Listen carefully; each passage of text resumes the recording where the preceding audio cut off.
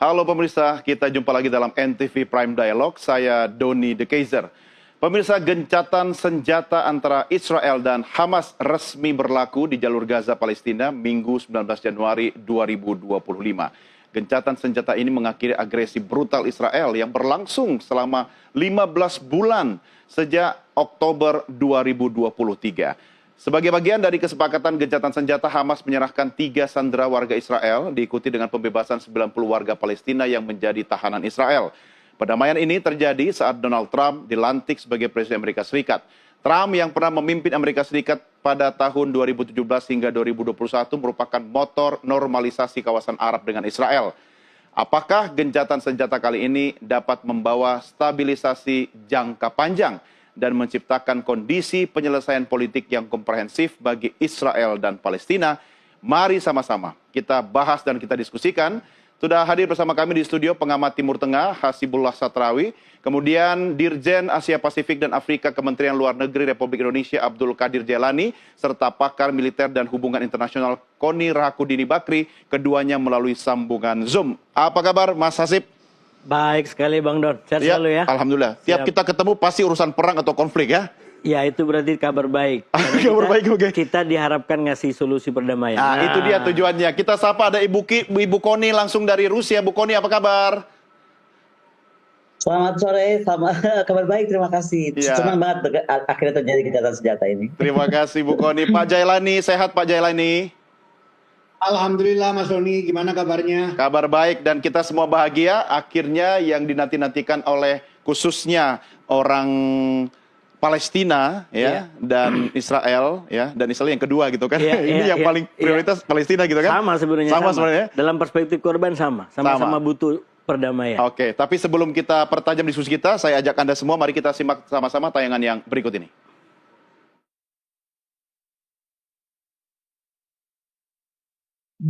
Januari 2025, Senin pagi waktu setempat. Sebanyak 90 tahanan yang dipenjara tentara Israel akhirnya dibebaskan. Pembebasan ini menjadi bagian dari gencatan senjata, termasuk Hamas yang akhirnya juga membebaskan 3 tahanan warga Israel. Pembebasan tahanan ini langsung disambut sukacita dan kegembiraan luar biasa oleh warga Palestina di tepi barat dan Yerusalem. Mereka begitu bahagia karena setidaknya bisa kembali berharap tak mendengar desing peluru atau dentuman bom setelah 15 bulan lamanya mereka dilanda perang. Kembang api ditembakkan ke udara, mengiringi jalannya bus yang membawa para tahanan yang akhirnya bebas. Mereka tiba di Ramallah dan disambut ribuan warga yang sudah menantikannya. Seorang mantan tahanan bercerita bagaimana kondisi saat di penjara. Setelah akhirnya bisa menghirup udara bebas, ia menyebut rasanya seperti keluar dari neraka dan kini serasa di surga. طلعت من النار على الجنة طلعنا من الجحيم قمعات ضرب غاز بتعد وانت راسك على الارض بفوتوا عليك بضربوك برشوك غاز بسبوا عليك بغلطوا عليك عجبوا فينا يعني ما سووش اكل فيش حلو فيش ملح فيش ولا اشي ولا اشي ولا اشي. Pembebasan tahanan ini terdiri dari 69 perempuan dan 21 remaja laki-laki. Kebanyakan dari mereka berasal dari tepi barat dan Yerusalem. Sementara disinyalir sekitar 2.000 warga Palestina masih ditahan di penjara-penjara Israel. Kecamuk perang di Gaza sejak lebih dari setahun lalu telah menewaskan lebih dari 47.000 warga Palestina. Sementara dari pihak Israel, 400 tentara dilaporkan tewas sejak agresi. Kini, gencatan senjata diresmikan selama 6 minggu yang membuka jalan bagi bantuan internasional untuk bisa masuk ke Gaza.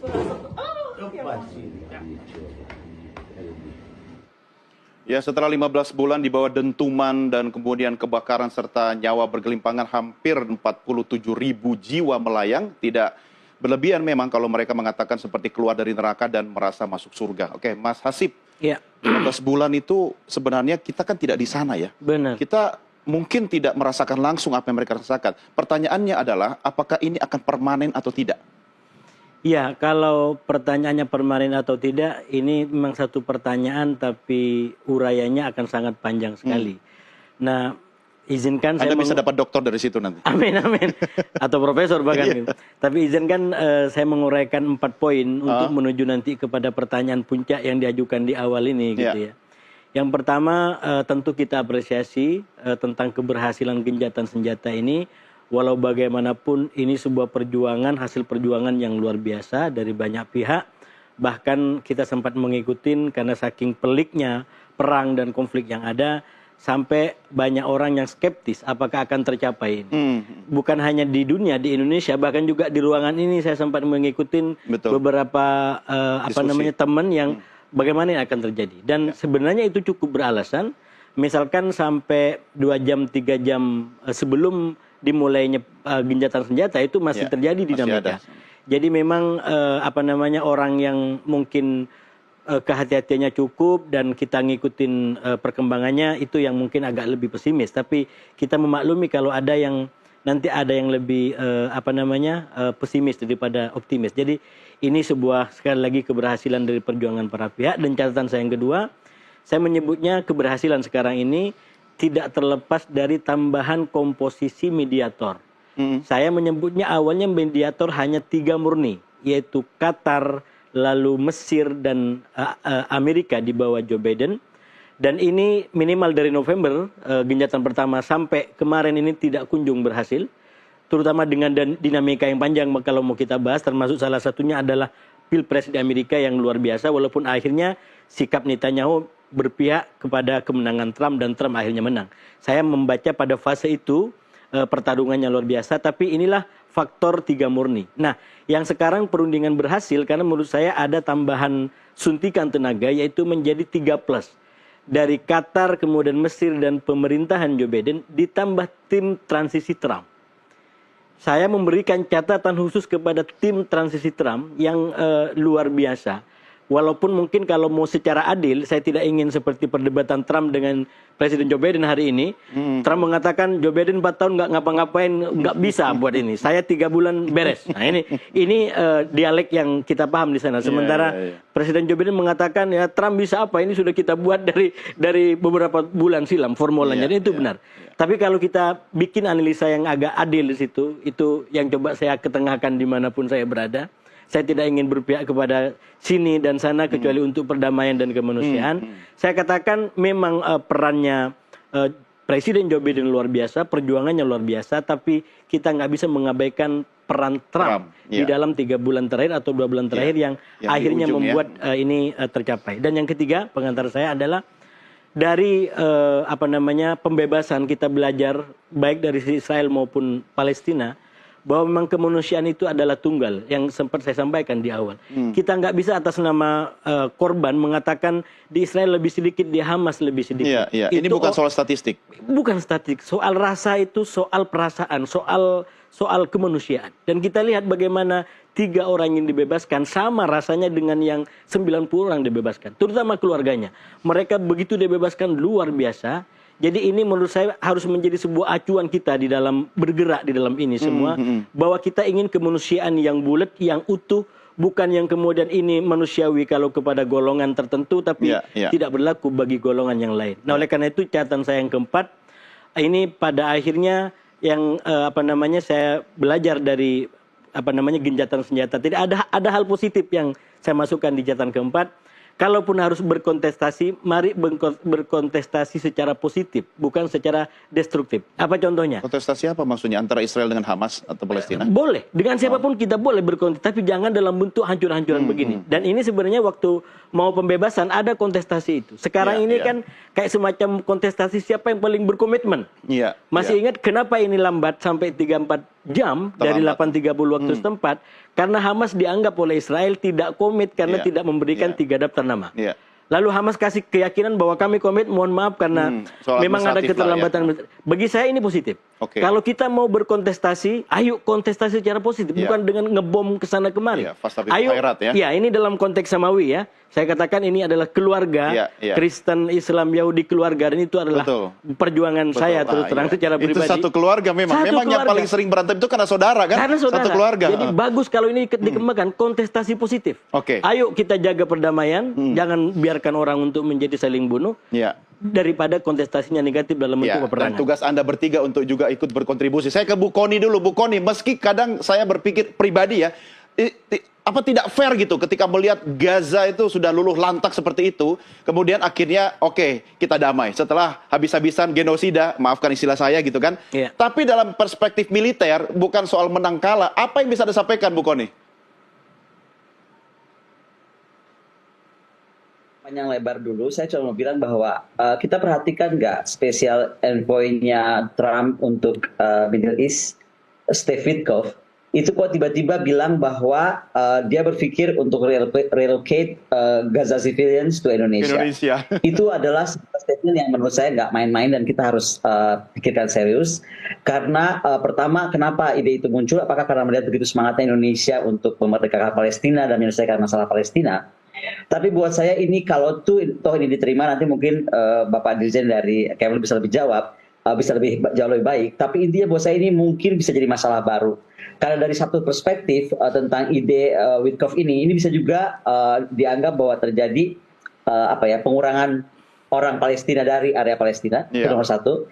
Yang kedua, yakinkah kita akan menerima mereka karena urusan pagar laut aja nggak selesai-selesai itu urusan di antara kita sendiri, apalagi nanti ada urusan dari negara lain datang di kita tampung dengan semua lembaga internasional terlibat. Jadi sebelum kita bahas lebih jauh, saya mau ingatkan dulu tentang statementnya Steve Witkoff, karena itu menurut saya lebih penting.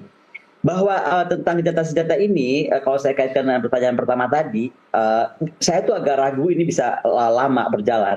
Karena bagaimanapun juga kita harus memahami, siklus ini kan berulang. Bahwa gencatan senjata ini terjadi, terima kasih, thanks God it happened. Tapi siklus ini itu berulang. Ada beberapa masalah akar yang tidak pernah selesai, yaitu bagaimana sengketa wilayah, hak pengungsi misalnya, dan akses terhadap sumber daya itu menjadi masalah yang akan muncul. Lalu ada kurangnya kepercayaan dan komunikasi antara mereka, pengaruh ekstremisme. Ketika saya ngomong ekstremisme ini nggak bicara soal bagaimana kelompok garis keras Hamas aja di Gaza, tapi juga tentang kelompok sayap kanan di Israel yang banyak juga komplain tentang ceasefire ini.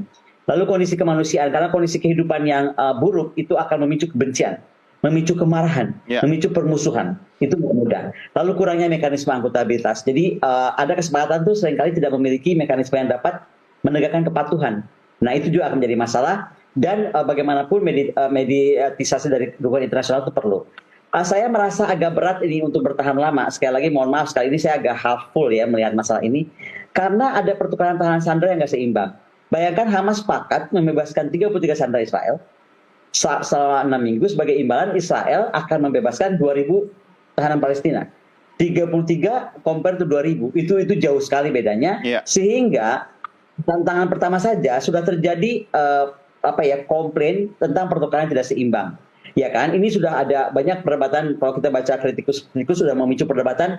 Karena kalau begini, ini ada kesepakatan ini pertama tidak fair. Kedua adalah akan memperkuat kembali Hamas, memberi mereka peluang untuk berkumpul kembali, melanjutkan aktivitasnya. Ini sekali lagi dari perspektif keseimbangan ya. Saya nggak belain Hamas nih. Soal orang suka jadi salah baca seolah-olah saya menuduh Hamas atau membela Hamas. Saya cuma ceritakan tantangannya apa. Kemudian tujuan yang belum dicapai. Meskipun gencatan senjata Israel ini terjadi, tapi belum tujuan Israelnya belum tercapai dari perspektif Israel, yaitu membongkar Hamas. Lalu ketiga, tekanan politik. Tekanan politik di internal di Israel itu juga nggak mudah. Sekali lagi saya tadi bilang oposisi itu mitra koalisi sayap kanan itu sangat menentang pemerintah untuk menavigasi saat-saat gencatan senjata yang sedang terjadi. At the same time kita mesti positive thinking, tapi sekali lagi nggak mudah. Bagaimanapun jalan menuju perdamaian ini sudah terbuka, ya kan? Tapi untuk lebih permanen, ini kerangka kerjanya harus serius. Untuk betul-betul buat ini permanen itu kerangka kerjanya harus serius. Dan bagaimana kemudian kita harus bersyukur dengan ini dibuka seperti tadi disampaikan, bantuan kemanusiaan sudah bisa masuk karena ini yang sangat paling dibutuhkan. Nah, tapi yang paling penting sekarang bagaimana Amerika, bagaimana Mesir, bagaimana Qatar memediasi gencatan senjata ini. Jadi ini ada negara-negara yang menurut saya sangat terlibat. Tapi kembali ke statement saya tadi awal. kalau sampai ide memindahkan beberapa orang Palestina ini ke Indonesia, ini PR besar untuk Kemlu, PR besar untuk Menlu baru, PR besar untuk Presiden Prabowo. Oke, ini menarik. Pak Dirjen Jailani, tadinya saya anggap ini bercandaan ya di administrasinya Presiden Trump. Tapi kata Bu Kony tadi, kita harus antisipasi juga soal ini. Pak Jailani, bagaimana Anda membaca situasi ini? Di tengah kondisi kita sedang bahagia sebenarnya bahwa ada gencatan senjata, tapi ada PR yang tadi kata Bu Kony juga harus kita antisipasi. Komentar Anda, Pak Dirjen? Terima kasih Mas Doni. Pertama-tama kalau diperkenankan saya ingin menyampaikan terlebih dahulu bagaimana pandangan dan sikap Indonesia terhadap kesepakatan gencatan senjata yang silakan, Pak. dicapai. Kita pastinya sebagaimana telah disampaikan oleh Kementerian Luar Negeri, kita mendukung dan menyambut baik semua upaya untuk menghentikan kekerasan. Dan apalagi mewujudkan perdamaian yang memang sangat diperlukan oleh masyarakat Gaza. Saya juga sepandangan dengan pendapat Mas Hasbullah tadi yang mengatakan bahwa kesepakatan ini merupakan hasil upaya dan usaha keras yang telah melalui proses panjang yang sangat penting. Kesepakatan tersebut merupakan momentum penting bagi kita semua untuk menghentikan bencana kemanusiaan yang telah terjadi dan memberikan kesempatan buat kita untuk membangun kembali Gaza. Tapi pada saat yang sama kita menghadapi tantangan. Tantangan yang terpenting adalah bagaimana perjanjian tersebut dapat dilaksanakan secara efektif. Hal ini menjadi persoalan karena memang kita ketahui perjanjian gencatan senjata tersebut belum menyepakati hal-hal yang bersifat yang sangat krusial. Saya ambil contoh, misalnya komitmen untuk menghentikan peperangan secara permanen. Pengaturan tentang post-war governance ataupun pengaturan pasca perang itu bagaimana? Pengelolaan wilayah Gaza itu seperti apa nanti? Dalam kaitan ini posisi Indonesia sangat jelas bahwa penarikan mundur pasukan Israel secara penuh merupakan suatu keharusan apabila kita memang benar-benar berkeinginan untuk menghentikan peperangan secara permanen. Pengelolaan Gaza tentunya itu terserah aspirasi dan kehendak bangsa Palestina sendiri yang tentunya dan pastinya akan melibatkan Palestinian Authority.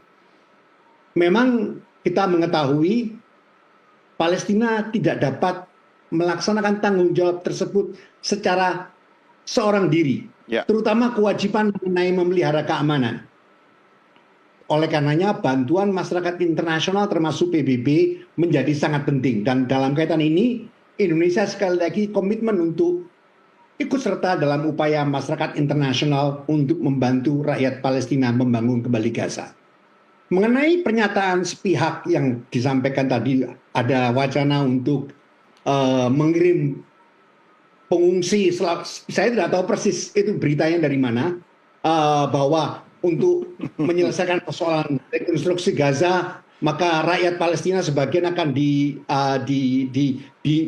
dipindahkan ke Indonesia. Terus terang kami dari pemerintah belum pernah belum mengetahui secara pasti. Nggak pernah diajak bicara juga ya Pak ya? Belum pernah diajak bicara, dan satu hal yang pasti detailnya seperti apa kita tidak mengetahui. Namun satu hal yang ingin saya pastikan bahwa posisi Indonesia dan posisi negara-negara OIC terutama sangat jelas dalam kaitan ini, yaitu kita tidak menginginkan setiap upaya untuk mengosongkan wilayah Palestina. Karena upaya ini bukan baru sekarang ini dicoba, sudah ingin dicoba beberapa kali dalam waktu yang lalu. Mungkin Mas Doni ingat bagaimana ketika dalam konflik itu perbatasan Rafah ditutup. Betul. Karena memang salah satu strategi Israel adalah melakukan pengusiran terhadap orang-orang Palestina. Iya, namanya juga usaha Pak Dirjen. Mungkin mereka tetap usaha tapi lewat mulutnya Amerika begitu ya? Ya betul. Oleh karenanya saya tidak bisa mengomentari sesuatu yang kita tidak tahu persis detailnya. Ya, oke, menarik. Karena memang kalau bicara Trump, dia kan memang agak unik ya, Mas Hasib ya.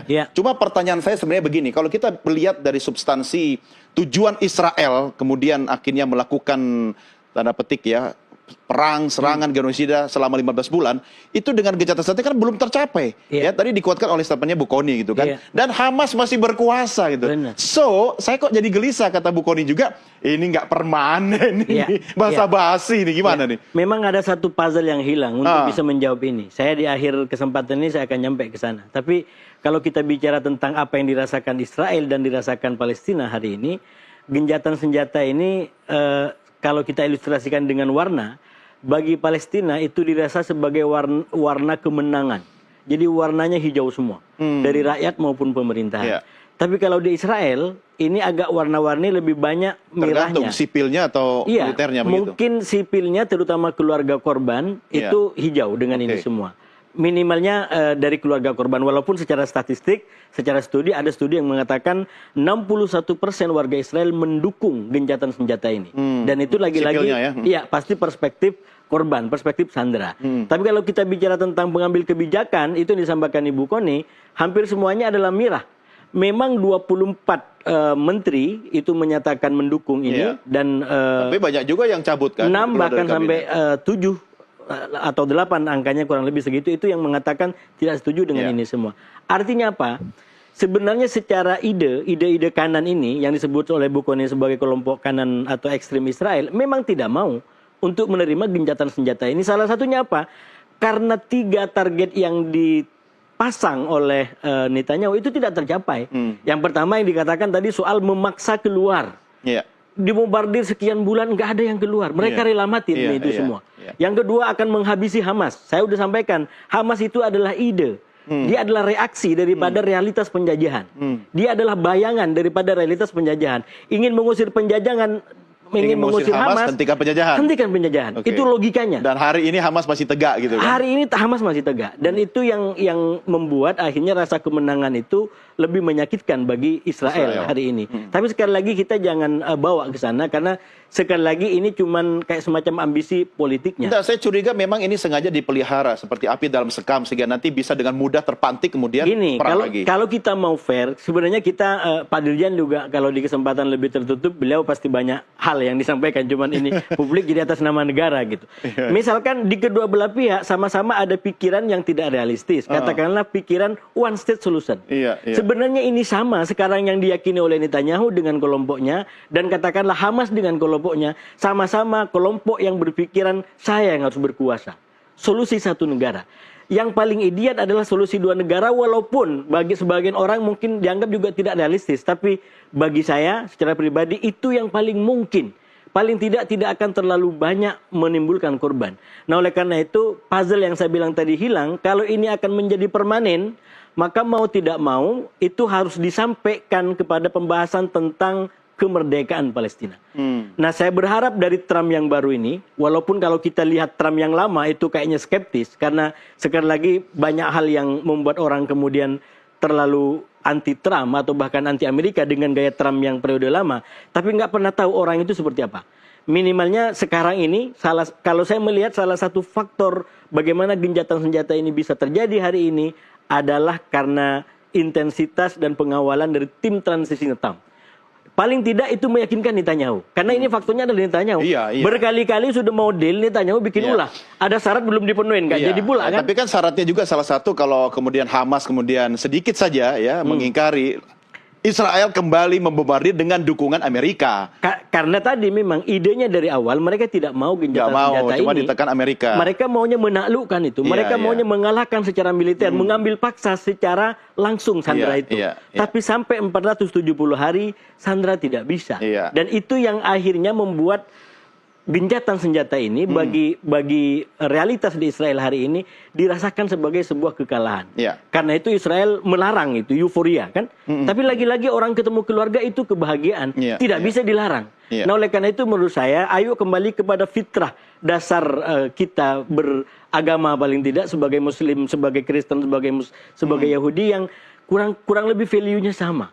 Ini tentang bagaimana kita merasakan persaudaraan itu. Ini soal kemanusiaan. Lah iya, Kemanusiaan adalah agama kita bersama. Benar. Tapi saya jadi ini lagi nih, skeptis lagi tadi. Kembali ke Bu Kony gitu kan. Karena kalau tim transisi Bu Kony yang bilang, ya saya nggak tahu ya kalau di Amerika mungkin, bukan mungkin ya, pasti serius dong itu. Kalau tim transisi mengatakan bahwa idenya nanti akan membawa orang-orang Palestina atau Gaza kemudian salah satunya ke Indonesia.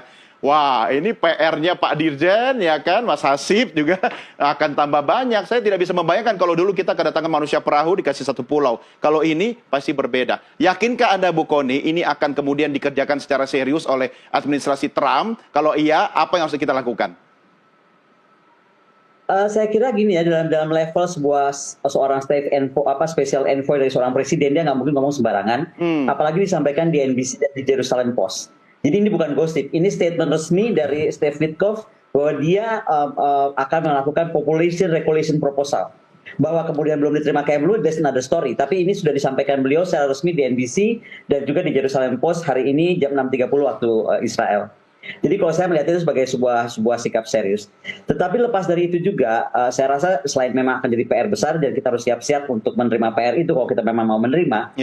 Saya juga mau mengingatkan tentang kompleksitas masalah ini. Kita mesti berterima kasih sama Trump. Seperti saya bilang, Trump ini selalu punya ide-ide menarik gitu untuk menyelesaikan masalah Timur Tengah dengan Jerusalem Accord. Kemudian sekarang dia bisa mendorong Netanyahu atau menekan Netanyahu untuk kemudian mengalah ya.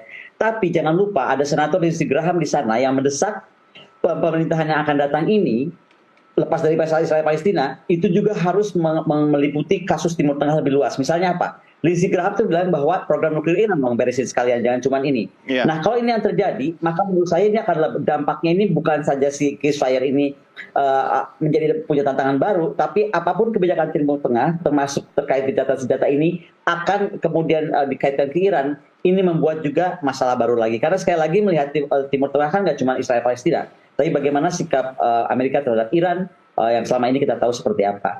Jadi perubahan dinamika ini, kemudian bagaimana kebijakan Biden masuk kemudian kebijakan Trump ini, saya cuma berharap perubahan kabinet yang sedang terjadi di Amerika ini mampu melahirkan kerjasama yang lebih serius menengahi gencatan senjata ini. Tapi sekali lagi tentang buat saya pribadi, karena kita orang Indonesia, pernyataan Steve Witkoff ini nggak main-main, dan dia ini juga bukan saja kita harus kaget, even di sana juga kaget. Ini kan kebijakannya seperti kontroversial. Nah, apa tadi? Apakah untuk alokasi dan mengurangi populasi Gaza? Itu yang kita mesti pertimbangkan. Atau mungkin Bu Kony ya, bahwa ini adalah upaya perang gaya baru tanpa melibatkan militer dengan tujuan merelokasi, memindahkan, ya membuat orang-orang Palestina itu pergi dari tanahnya, begitu? Depopulisasi, Pak. Kalau saya boleh potong ya, depopulisasi. Ini adalah sebuah kebijakan yang kalau kita lihat dari strategi perang nih, mungkin mengadakan depopulisasi terhadap orang-orang di sana di Gaza. Ya, artinya kalau itu terjadi, sebenarnya tujuan Israel akan tercapai, Mas Hasib ya. Ya, sekali lagi kalau memang itu bisa dilakukan, itu akan mencapai tujuannya. Walaupun tadi yang kita baca ya, analisanya, ini tujuannya untuk mengusir paksa, bahasa lainnya, entah atas nama solidaritas ke Indonesia, atau jangankan ke Indonesia jauh-jauh, bahkan ke Mesir, ke Yordan yang bertetangga, mereka nggak mau. Walaupun memang perbatasan nggak dibuka. Jadi hari ini yang kita bicarakan, ini kalau kita mau belajar, ada cinta nasionalisme yang sedang dipertontonkan juga oleh orang-orang Gaza, orang-orang Palestina. Dan sebenarnya dalam konteks nasionalisme itu adalah wajar. Semua bangsa mempertahankan tanahnya dengan darah. Nggak ada bangsa manapun. Di Indonesia kita bertahan dengan darah. Ya, namanya juga tanah tumpah darah. Nah, tanpa tumpah darah, bukan tumpah air gitu ya. Jadi ini tanpa tumpah darah. Pasti akan dipertahankan. Dalam konteks itu, ketika kita melihat orang-orang Gaza, orang-orang Palestina bertahan, maka sebenarnya itu kewajaran sebagaimana dilakukan oleh orang-orang Israel, orang-orang Amerika, orang-orang Eropa, orang-orang Indonesia. Nah, oleh karena itu yang saya bilang tadi, ayo kita kembalikan kepada, saya sekali lagi merasa miris tentang ini semua, karena kita dipandu dengan yang saya sebut sebagai nilai-nilai kemanusiaan dan kemodernan yang tidak berpihak itu. Dan kenyataannya dalam konteks realitas Gaza, itu nilai kita tidak bulat lagi. Kalau bangsa lain boleh merdeka, kenapa Palestina kok susah untuk dikatakan merdeka saja? Tapi jangan lupa, perang adalah bisnis juga kan, kalau kita bicara itu dia, soal Israel-Palestina. Kalau kita bicara kepentingan, ya semuanya punya kepentingan gitu. Tapi kan tetap aja kita dipandu oleh nilai. Sekali lagi, seandainya bukan kita hidup di zaman sekarang, hidup di zaman abad pertengahan, oh silakan, memang Iya. eranya kita begitu. Tapi ini atas nama modernitas, atas nama pluralisme, atas nama kemanusiaan, toleransi. Saya nggak bisa bicara tentang itu semua ketika ini kita nggak bisa tegak. Iya. Jadi kuncinya bagi saya adalah merdekakan Palestina itu sebagai hutang peradaban dan keadaban modern kita. Lalu kemudian kita sama-sama tentang menjaga yang namanya perdamaian dunia. Saya membela hak Israel untuk hidup secara damai. Iya, Walaupun saya mendukung kemerdekaan Palestina, bukan kemudian dalam logika Israel bube hangus. Saya tidak dalam posisi itu. Secara pribadi. Palestina merdeka berdampingan secara indah menghormati dengan Israel. Walaupun kata Pak Dirjen itu mimpi gitu. Saya mengikuti kata Pak Dirjen itu mimpi. Tapi semua diawali dari sebuah mimpi. Nah, betul. Kemerdekaan Indonesia juga diawali dari sebuah boleh mimpi. Kita mimpi dengan yang indah. Nah, gitu. Pak Dirjen, pertanyaan saya adalah, kalaupun ada pihak-pihak yang sangat pesimis perdamaian ini akan abadi, berkelanjutan dalam jangka panjang, apakah kemudian kita harus mengubah kebijakan luar negeri Indonesia yang selama ini untuk kemudian melakukan reposisi atau mengantisipasi perubahan dunia yang semakin tidak bisa dibaca ini? Gimana Pak Dirjen? Jadi begini Mas Doni, tadi seperti saya katakan bahwa persoalan apakah perjanjian gencatan senjata ini dapat berjalan efektif atau tidak, ada beberapa faktor yang menjadi penentunya. Pertama adalah faktor dari teks perjanjiannya itu sendiri. Kita ketahui bahwa teks perjanjian itu sendiri ada beberapa hal seperti saya katakan yang tidak memuat isu-isu krusial. Misalnya mengenai komitmen untuk menghentikan perang secara permanen, itu belum ada. Dan kemudian kedua, bagaimana pengaturan post-war governance ataupun skenario setelah peperangan itu tidak ada. Dan hal itu sangat krusial sekali. Namun pada saat yang sama bukan berarti negara-negara lain, misalnya Indonesia, tidak hanya berdiam tangan atau berpangku tangan. Kita juga akan terus secara aktif untuk mendorong para pihak untuk mematuhi perjanjian tersebut, untuk agar implementasinya berjalan secara efektif dengan segala keadaan yang ada. Dan kita akan terus menggalang dukungan masyarakat internasional untuk menekan semua pihak agar menghormati kesepakatan tersebut. Dan juga mematuhi semua ketentuan hukum internasional yang harapannya dapat merealisasikan negara Palestina yang merdeka dan berdaulat. Itu yang penting Pak. Jadi apalagi saya ingat betul dalam pertemuan di D8 yang lalu, Presiden Prabowo secara khusus menggarisbawahi pentingnya masyarakat internasional, terutama negara-negara OIC, untuk bersatu, untuk mengambil langkah bersama. Jadi saya rasa ini merupakan suatu hal yang perlu kita perhatikan, komitmen dari Bapak Presiden kita. Jadi ini yang saya sampaikan. Baik Pak Dirjen. Mas Hasib, silakan. Sebenarnya kalau kita bicara tentang kesepakatan gencatan senjata ini sebagai sebuah konsep, saya melihat begini. Sebenarnya dari awal para mediator itu sudah berjuang keras agar bagaimana yang tidak mungkin ini jadi mungkin. Ada dua yang dilakukan menurut saya. Salah satunya adalah menggunakan konsep yang ditawarkan oleh Presiden Joe Biden ini dalam bentuk perjanjian 3 tahap yang satu kesatuan. Tiga fase ya? Tiga tahap, tiga fase dalam satu kesatuan. Ini kan memang yang pertama 42 hari ini kan baru kita masuki. Itu saya lihat sangat strategis gitu. Karena kalau semua hal harus dimejakan dan disepakati dalam satu momen, ini tidak akan pernah deal. Kata kuncinya satu kesatuan tadi kan? Satu kesatuan. Nah ini yang sebenarnya juga dicari celah oleh Benjamin Netanyahu. Jadi Netanyahu itu berjanji kepada katakanlah Itamar itu untuk bisa masuk lagi nanti. Jadi setelah fase kedua dia akan cabut. Minimal infonya begitu ya. Kenapa? Karena dia ingin kembali kepada ideologi perang tadi. Jadi memang ini secara karena fase kedua gencatan senjata permanen. Belum juga. Ini menyempurnakan gitu. Jadi yang harus dipahami bahwa yang sekarang terjadi adalah bagian maksimal yang dilakukan oleh para mediator untuk menarik terutama Netanyahu dan Hamas ini agar mau gencatan senjata dulu, sepakat dulu. Belum menjadi sempurna, termasuk yang kata Pak Dirjen soal pembangunan Gaza pasca perang. Itu akan berdarah-darah dalam tanda kutip perbedaannya. Bukan hanya di antara Palestina dengan Israel, tapi juga di antara Israel bahkan dengan Amerika. Internal Israel sendiri. Internal Israel dengan Amerika itu tidak kompak. Minimal kalau menggunakan perspektifnya Presiden Joe Biden yang menginginkan Gaza pasca perang adalah tetap dikelola oleh internal Palestina. Dan itu merah kalau bagi Israel karena mereka udah nggak percaya sama otoritas Palestina. Artinya Anda tidak yakin bahwa fase terakhir rekonstruksi Gaza akan tercapai? Cara berpikirnya, makanya saya bilang sebagai pengamat kita jangan terlalu jauh. Jadi jangan terjebak dengan pertanyaan berfase-fase juga. Iya, akhirnya nanti bilang, oh saya nggak yakin, ternyata terjadi kan. Jadi kita kan jadi nggak kuat. Kita jadi, membaca karakter pemikirannya Israel seperti apa kan selama ini yang Anda jadi sampaikan. Kita memahaminya tahapan demi tahap. Sekarang yang paling mungkin adalah mereka menarik mereka dalam satu kesepakatan dan itu bagus.